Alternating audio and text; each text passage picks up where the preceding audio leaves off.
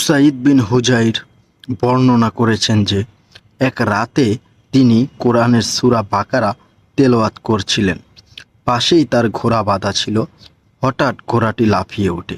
তিনি চুপ করলে ঘোড়াটিও স্থির হয়। তিনি আবার পড়া শুরু করলে ঘোড়াও লাফিয়ে ওঠে। আবার চুপ হলে ঘোড়াও স্থির হয়। তিনি আবার পড়া শুরু করলে ঘোড়া আবারও লাফিয়ে ওঠে। আবার চুপ হলে ঘোড়া আবারও স্থির হয়ে যায়। এবার তিনি থেমে গেলেন। তার ছেলে ইয়াহিয়া ঘোড়ার পাশেই ছিল। ছেলের ক্ষতি আশঙ্কা করে তাকে দূরে সরিয়ে নেন। অতঃপর আকাশের দিকে মাথা তুলে কিছু একটা দেখেন।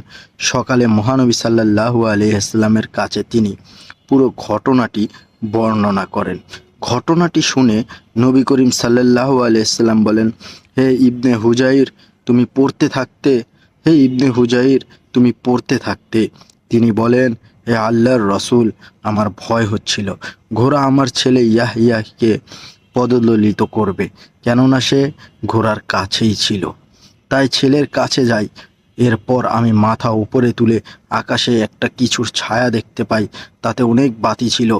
এরপর আমি বের হলে আর কোনো কিছুই দেখিনি।